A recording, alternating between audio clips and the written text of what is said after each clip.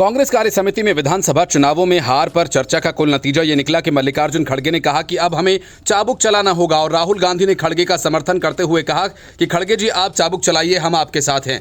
इसमें किसी को ऐतराज नहीं होना चाहिए। अगर जिम्मेदारियों की समीक्षा की जाए तो जिम्मेदार हैं उनको मालूम भी होना चाहिए। जिम्मेदारी सिर्फ लेने या देने की चीज़ नहीं होती, निभाना भी पड़ता है, परफॉर्म भी करना पड़ता है। लेकिन बड़ा सवाल ये कि क्या महाराष्ट्र और हरियाणा विधानसभा चुनावों में हार के लिए सिर्फ क्षेत्रीय नेताओं को ही जिम्मेदार ठहराया जाएगा?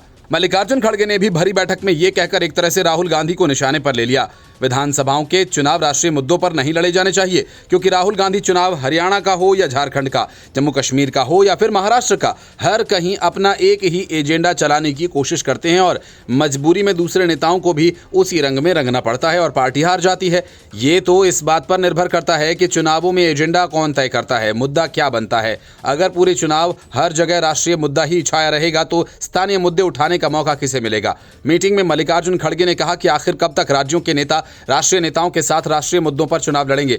बीजेपी का तो फंडा साफ है, बीजेपी राष्ट्रीय मुद्दों पर ही चुनाव लड़ती है। 2019 के महाराष्ट्र और हरियाणा विधानसभा चुनावों में भी ये मसला उठा था, क्योंकि तब महाराष्ट्र में बीजेपी को इतनी सीटें नहीं आई थी जितनी अपेक्षा थी और हरियाणा में तो बहुमत से चूक गई थी। फिर भी बीजेपी ने रवैया नहीं बदला। महाराष्ट्र और हरियाणा चुनाव भी बीजेपी वैसे ही लड़ी जैसे यूपी चुनाव और लोकसभा चुनाव। यूपी के मुख्यमंत्री योगी आदित्यनाथ का बटेंगे तो कटेंगे छाया रहा और जब बीजेपी राष्ट्रीय मुद्दा उठाएगी तो कांग्रेस को जवाब देना ही पड़ेगा। जवाब देने से कांग्रेस नेता भाग तो सकते नहीं। मल्लिकार्जुन खड़गे को यह सलाहियत देने से पहले कोशिश ये करनी होगी कि कांग्रेस एजेंडा सेट करे और बीजेपी को भी स्थानीय मुद्दों पर रिएक्ट करने के लिए घसीट लाए। जहां तक स्थानीय और क्षेत्रीय नेतृत्व खड़ा करने की बात है तो वो सही है, लेकिन चुनौती एक ही है, सब होगा कैसे? क्षेत्रीय स्तर पर जो भी मजबूत नेता रहे हैं वे अपने दम पर खड़े हुए हैं और अभी तो हाल ये है कि जो नेता ताकतवर हो गए हैं आलाकमान की उसके आगे चलती ही नहीं। अशोक गहलोत की ताकत को मल्लिकार्जुन खड़गे से बेहतर कौन समझ सकता है? सोनिया गांधी के आदेश पर राजस्थान के ऑब्जर्वर बनकर खुद ही तो गए थे, लेकिन तत्कालीन प्रभारी अजय माकन के साथ बैरंग लौट आए थे। पंजाब का मामला सुलझाने वाली स्थिति के प्रभारी भी थे मल्लिकार्जुन खड़गे ही। जो भी चुनावी हार का जिम्मेदार है उसके साथ ऐसा ही सलूक होना चाहिए। लेकिन सबसे बड़ा सवाल ये कि हार के लिए असली जिम्मेदार कौन है? कहते हैं पापी पर पत्थर तो वही चला सकता है जिसने पाप न किया हो। व्यवस्था में अगर चाबुक किसी के हाथ लग जाए तो भी वो चाबुक चलाने से पहले क्या ये नहीं सोचेगा कि उसकी कोई जिम्मेदारी बनती है या नहीं? व्यवस्था के हिसाब से महाराष्ट्र की जिम्मेदारी नाना पटोले पर थी और हरियाणा की पूरी कमान भूपेंद्र हुड्डा के हाथ में। चुनावी नतीजे आने के बाद टिकट दिए जाने में दखल देने के लिए कांग्रेस महासचिव केसी वेणुगोपाल का नाम भी लिया गया था। नाना पटोले ने तो इस्तीफा की पेशकश भी की थी। क्या सिर्फ ये ही नेता हार के लिए जिम्मेदार हैं? राहुल गांधी और मल्लिकार्जुन खड़गे की कोई जिम्मेदारी नहीं बनती? महाराष्ट्र में शरद पवार, उद्धव ठाकरे और कांग्रेस की हार इतनी शर्मनाक हुई कि तीनों अपनी हार को स्वीकार तक नहीं कर पा रहे और अपने अपने चेहरे को बचाने के लिए एक ऐसे बहाने की तलाश में हैं जिसके ऊपर हार का ठीकरा फोड़कर वे आगे की सियासत कर सकें। क्योंकि अगर चुनावी हार के लिए अपनी नीतियों को दोषी ठहरा दिया तो तीनों का सियासी करियर ही चौपट हो जाएगा। इसलिए तीनों अपने अपने तरीके से ईवीएम को मुद्दा बनाकर बच निकलना चाहते हैं। कांग्रेस बैलेट पेपर से चुनाव कराने के लिए देश भर में अभियान चलाने की तैयारी कर रही है। इससे भी एक कदम आगे बढ़कर शरद पवार बैलेट पेपर से चुनाव कराने पहुंच गए। सोलापुर जिले के मरकावाड़ी गांव में शरद पवार की पार्टी के विधायक के समर्थन में बैलेट पेपर से रीपोलिंग करवाने की पूरी प्लानिंग करवा ली गई थी। बैलेट पेपर छपवा लिए गए। मंगलवार को ही चुनाव होना था। हालांकि प्रशासन ने सख्ती बरतते हुए इस मॉक पोल को रोकने के लिए पुलिस बल तैनात कर दिया और इसके बाद ग्रामीणों ने मतदान का प्लान कैंसिल कर दिया। बताया गया कि पुलिस ने धमकी दी कि इस प्रक्रिया में भाग लेने वालों के खिलाफ केस दर्ज किया जाएगा और इसके बाद ग्राम पंचायत की बैठक हुई और इस मतदान को रद्द करने का फैसला किया गया। मालशिरस सीट के तहत आने वाले इस गांव के लोगों का कहना था कि यहां ज्यादातर महाविकास अघाड़ी के समर्थक रहते हैं। इसके बावजूद चुनाव आयोग के आंकड़ों के महायुति को ज्यादा वोट हासिल हुए। ऐसे में उन्होंने बैलेट पेपर से अनाधिकारिक रूप से चुनाव कराने का फैसला कर लिया था। पुलिस प्रशासन ने सख्ती बरतते हुए कुछ ग्रामीणों को पहले ही नोटिस भेजा था। इस सीट पर एनसीपी एसपी प्रत्याशी उत्तम जानकर ने ही जीत दर्ज की। जानकर ने कहा कि गांव के लोगों से सलाह के बाद हमने फैसला किया कि कानूनी तरीके से ईवीएम के खिलाफ जंग लड़ेंगे, क्योंकि पुलिस हमें ये मतदान नहीं करवाने दे रही। एक पुलिस अधिकारी ने कहा कि यह गतिविधि पूरी तरह से गैर कानूनी है और अगर कोई इस तरह मतदान करवाएगा तो उस पर कार्यवाही होगी। एनसीपी एसपी के नवनिर्वाचित विधायक उत्तम जानकर ने ही पहले रिपोलिंग की अपील की थी और इसके बाद जिला प्रशासन ने सख्ती बरती। गांव में पुलिस की तैनाती कर दी गई। कुछ गांव के लोगों का कहना था कि गांव में महाविकास आघाड़ी के वोटर्स ज्यादा हैं, लेकिन ईवीएम गलत आंकड़े दिखा रही है। वहीं बीजेपी समर्थकों ने पहले ही साफ कर दिया था कि वे इस मतदान में हिस्सा नहीं लेंगे। एक ग्रामीण ने कहा कि गांव के लोगों ने मॉक रिपोल का प्लान बनाया था। ग्रामीणों का मानना है कि वीवीपैट और ईवीएम मशीन में गड़बड़ी थी, इसलिए हमने बैलेट पेपर से चुनाव करवाने का फैसला किया था। लेकिन कल से ही 200 से ज्यादा पुलिस कर्मचारी गांव में आ गए और दबाव देने लगे। 30 लोगों को नोटिस दिया गया कि अगर कल चुनाव हुए तो आपका भविष्य खत्म हो जाएगा। और 700 के करीब लोग वोटिंग करने के लिए पहुंच भी गए थे, लेकिन फिर वही निर्णय हुआ कि इसे पोस्टपोन कर दिया जाए और अन्य तरीके से लड़ाई लड़ी जाए। Bureau report, news of India. लोग ये तस्वीर अब तक नहीं भूले होंगे जिसमें केरल की सड़कों पर कांग्रेस के नेताओं ने गाय को काटा था। तब केरल में कांग्रेस ने गौमांस की पार्टी की थी। ये सब कांग्रेस ने वोट के लिए किया। लेकिन जब वैसी ही कहानी असम में कांग्रेस ने दोहराने की कोशिश की तो उस सीट को हाथ से गंवा दिया। 56% मुस्लिम आबादी। ये हार कांग्रेस के लिए बहुत बड़ा झटका है, क्योंकि इस सीट से उनके नेता रकीबुल हुसैन 5 बार विधायक का चुनाव जीत चुके हैं। रकीबुल हुसैन इस लोकसभा चुनाव में धुबरी सीट से जीतकर संसद पहुंचे थे और इसलिए इस विधानसभा सीट पर उपचुनाव करवाना पड़ा। और इस सीट का नाम सामगुरी है और ये असम में है। सामगुरी सीट रकीबुल हुसैन का सियासी किला मानी जाती और उनकी ही सिफारिश पर कांग्रेस ने उनके बेटे तंजील हुसैन को यहां से चुनाव लड़ाया था। कांग्रेस सांसद रकीबुल हुसैन ने कहा कि बीजेपी ने इस मुस्लिम बाहुल निर्वाचन क्षेत्र में बीफ के मुद्दे पर जीत हासिल की। कांग्रेस सांसद रकीबुल हुसैन के इस आरोप के बाद पार्टी के अंदर इस सीट पर मिली हार को लेकर तमाम तरह की चर्चाएं हो रही हैं। कांग्रेस नेतृत्व ने भी इस बात की रिपोर्ट मांगी है। आखिर इस सीट पर पार्टी चुनाव कैसे हार गई? उपचुनाव में बीजेपी के उम्मीदवार दीपलू रंजन सरमाह को जीत मिली। दीपलू रंजन सरमाह बीजेपी की असम इकाई के महासचिव हैं। उन्होंने समगुरी में 24,501 वोटों के अंतर से जीत हासिल की। रकीबुल के पिता नूरुल हुसैन भी यहां से 2 बार विधायक रह चुके हैं और इस सीट पर 56% मुस्लिम मतदाता हैं। असम में हुए उपचुनाव में सभी 5 विधानसभा सीटों पर बीजेपी और उसके सहयोगी दलों ने जीत हासिल की और कांग्रेस सहित विपक्षी दलों को खाली हाथ रहना पड़ा। रकीबुल हुसैन ने आरोप लगाया कि मुख्यमंत्री हिमंता बिस्वा शर्मा ने बीजेपी और समगुरी के लोगों को गौमांस की पेशकश की और बंगाली मुसलमानों को लुभाने की कोशिश की। रकीबुल हुसैन ने कहा कि ऐसा करके बीजेपी ने हिंदुत्व के साथ विश्वासघात किया।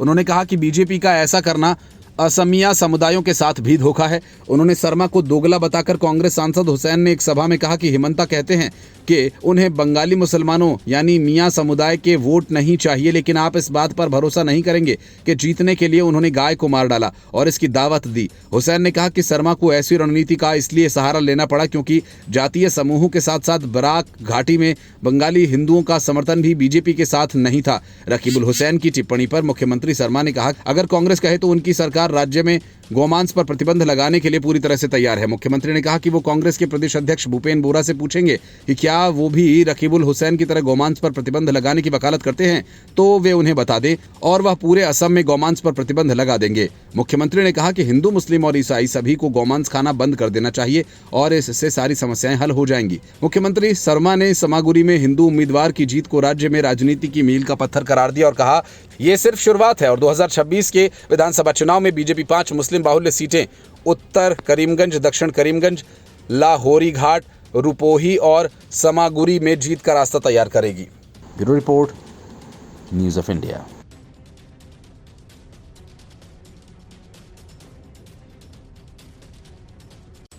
विधानसभा चुनावों के पहले अरविंद केजरीवाल अजीब मुसीबत में फंस गए हैं। एक तरफ तो वो खुद अपने विधायकों के टिकट काट रहे हैं तो दूसरी तरफ उनके विधायक लगातार जेल जा रहे हैं। लेकिन ताजा मामला तो उससे भी बड़ा है।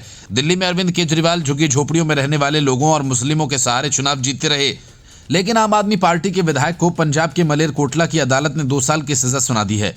ये सजा भ्रष्टाचार के मामले में नहीं बल्कि कुरान की बेअदबी के मामले में दी गई है। इसके पहले कांग्रेस कुछ कर पाती, बीजेपी ने इसे चुनावी मुद्दा बना दिया और आम आदमी पार्टी के खिलाफ तगड़ा विरोध प्रदर्शन कर महरौली के विधायक नरेश यादव को तुरंत पार्टी से बर्खास्त करने की मांग कर डाली। दिल्ली में विधानसभा चुनाव के ऐलान से पहले भाजपा और आम आदमी पार्टी के बीच कई मुद्दों पर टकराव तेज हो गया है। आम आदमी पार्टी जहां दिल्ली में कानून व्यवस्था पर सवाल उठाकर केंद्र सरकार को घेरने में जुटी है तो दूसरी तरफ भाजपा दिल्ली के सत्ताधारी पार्टी के ऐसे विधायकों के जरिए जवाब दे रही है जो कानूनी फंदे में फंसे हुए हैं। पंजाब में मलेरकोटला जिले की एक अदालत ने 2016 के कुरान की बेअदबी से जुड़े मामले में दिल्ली के मेहरौली से विधायक नरेश यादव को 2 साल की सजा सुनाई। दिल्ली भाजपा के दोषी विधायक को पार्टी से निष्कासित किए जाने की मांग को लेकर बड़ा प्रदर्शन किया। बीजेपी अल्पसंख्यक मोर्चे की ओर से आयोजित प्रदर्शन में बड़ी संख्या में मुस्लिम शामिल हुए। कार्यकर्ताओं के हाथ में पवित्र कुरान का अपमान नहीं सहेगा हिंदुस्तान और कुरान का किया केजरीवाल के विधायक ने अपमान माफी मांगे जैसे नारे लिखी हुई तख्तियां थी। बीजेपी के इस एक्शन से आम आदमी पार्टी बैकफुट पर चली गई क्योंकि उसे उम्मीद नहीं थी कुरान की बेअदबी का मामला बीजेपी इस जोरदार तरीके से उठाएगी। कुरान की बेअदबी काफी संवेदनशील मुद्दा है और अगर ये जोर पकड़ता है तो आम आदमी पार्टी को चुनाव में तगड़ा नुकसान उठाना पड़ सकता है।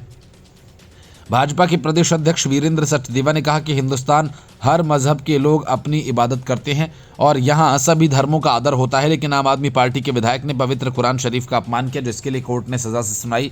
स्वार्थ सिद्धि के लिए बने इंडी गठबंधन का एक भी नेता आज इस पर नहीं बोल रहा क्योंकि इनके लिए मुस्लिम समाज केवल वोट बैंक है। 24 जून 2016 को पंजाब के मलेरकोटला में सड़क पर कुरान के फटे हुए पन्ने बरामद हुए थे। इसके बाद वहां हिंसा भड़क गई थी। आक्रोशित भीड़ ने कई गाड़ियों को आग के हवाले कर दिया था। इस केस में नरेश यादव समेत 4 लोगों को गिरफ्तार किया गया था। पुलिस ने शुरुआत में विजय, गौरव और किशोर पर मामला दर्ज किया था, लेकिन बाद में इस मामले में विधायक यादव को गिरफ्तार किया गया था। यादव को मार्च 2021 में अधीनस्थ अदालत ने बेअदबी मामले में बरी कर दिया था। इसके बाद शिकायतकर्ता मोहम्मद अशरफ ने उनको बरी करने के खिलाफ अपील दायर की थी। अदालत ने 2 अन्य लोगों विजय कुमार और गौरव कुमार को 2 साल की सजा को बरकरार रखा और एक अन्य आरोपी नंद किशोर को अधीनस्थ अदालत द्वारा बरी कर दिया गया।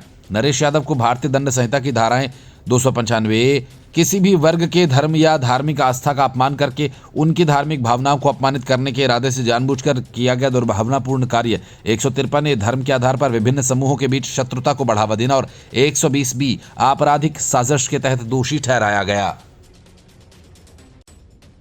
महाराष्ट्र के विधानसभा चुनाव के बाद सरकार बनाने की तैयारी चल रही है, लेकिन एकनाथ शिंदे की वजह से इसमें देरी हो रही है। एकनाथ शिंदे डिप्टी सीएम बनने को तैयार नहीं। ऐसे में बीजेपी और अजीत पवार एक दूसरी बड़ी रणनीति पर काम कर रहे हैं। अगर ये रणनीति सिरे चढ़ गई तो एमवीए पूरी तरह से खत्म हो जाएगी। महाराष्ट्र में विधानसभा की 288 सीटें हैं। महायुति गठबंधन को 230 सीटों पर जीत मिली। बीजेपी ने अकेले दम पर ही 132 सीटें जीत ली, जबकि उसके सहयोगी दलों एकनाथ शिंदे के नेतृत्व वाली शिवसेना को 57 और अजीत पवार के नेतृत्व वाली एनसीपी को 41 सीटें मिली हैं। जबकि एमवीए को भारी झटका लगा। शिवसेना यूबीटी को 20, कांग्रेस को 16 और एनसीपी शरद पवार गुट को केवल 10 सीटें मिली। महाराष्ट्र का अगला मुख्यमंत्री कौन होगा और इसे लेकर अभी भी सस्पेंस खत्म नहीं हुआ। लेकिन अब एक बड़ी जानकारी महाराष्ट्र की राजनीति से ये सामने आई कि बीजेपी और एनसीपी ये चाहते हैं कि एकनाथ शिंदे नई सरकार में उप मुख्यमंत्री नहीं बनना चाहते तो उन्हें विपक्ष के नेता का पद दे दिया जाए। ये जानकारी निश्चित रूप से हैरान करने वाली है, क्योंकि अगर एकनाथ शिंदे इसके लिए राजी हो जाते हैं तो एमवीए के पास महाराष्ट्र में कुछ भी नहीं रह जाएगा। बीजेपी और एनसीपी के लिए ये रणनीति इसलिए भी कारगर साबित हो सकती है क्योंकि अगर शिंदे विपक्ष के नेता बने तो विधानसभा में एमवीए ही की आवाज दबा दी जाएगी और सरकार को हर दिन होने वाली आलोचना का सामना भी नहीं करना पड़ेगा। विधानसभा में विपक्ष के नेता का पद मुख्यमंत्री के बाद दूसरा सबसे बड़ा पद होता है। एनसीपी के प्रवक्ता का कहना है कि बीजेपी चाहती है कि एकनाथ शिंदे सरकार का हिस्सा बने, लेकिन वो देवेंद्र फडणवीस के नीचे काम करने को तैयार नहीं है। एमवीए में शामिल दलों के पास इतने विधायक नहीं हैं कि वो नेता विपक्ष के पद पर दावा कर सकें। अगर मिलकर वे दावा करें तो विपक्ष के नेता का पद हासिल कर सकते हैं। इसलिए भी उद्धव ठाकरे को मनाने की जरूरत पड़ेगी, क्योंकि शरद पवार और कांग्रेस एक होकर भी नेता विपक्ष का पद हासिल करने के लायक नहीं। कांग्रेस के प्रवक्ता अतुल लोढ़े का कहना है कि महाराष्ट्र में नेता विपक्ष के पद पर दावा करने के लिए 29 विधायकों का होना जरूरी है। उनका कहना है कि एमवीए इस पद के लिए दावा करेगी, लेकिन एमवीए में भी नेता विपक्ष का पद किसे मिलेगा ये तय करना भी इतना आसान नहीं है, क्योंकि उद्धव ठाकरे और शरद पवार दोनों इस पद के लिए दावा करेंगे। एकनाथ शिंदे के समर्थक चाहते हैं कि वे महाराष्ट्र के सीएम बने, लेकिन बीजेपी को चुनाव में प्रचंड बहुमत मिला है, इसलिए वो सीएम के मामले में अपना रुख साफ कर चुके हैं। और इसके पहले एकनाथ शिंदे ने कहा था कि पीएम मोदी और अमित शाह जो भी फैसला करेंगे वे उसका समर्थन करेंगे। सीएम पर खींचतान के बीच एकनाथ शिंदे अपने गांव चले गए और माना यह गया कि वे नाराज हैं। महायुति की 2 बैठकें उनके लिए नहीं होने की वजह से रद्द भी कर दी गई। महाराष्ट्र के सीएम शपथ ग्रहण समारोह 5 दिसंबर को होना तय किया गया है।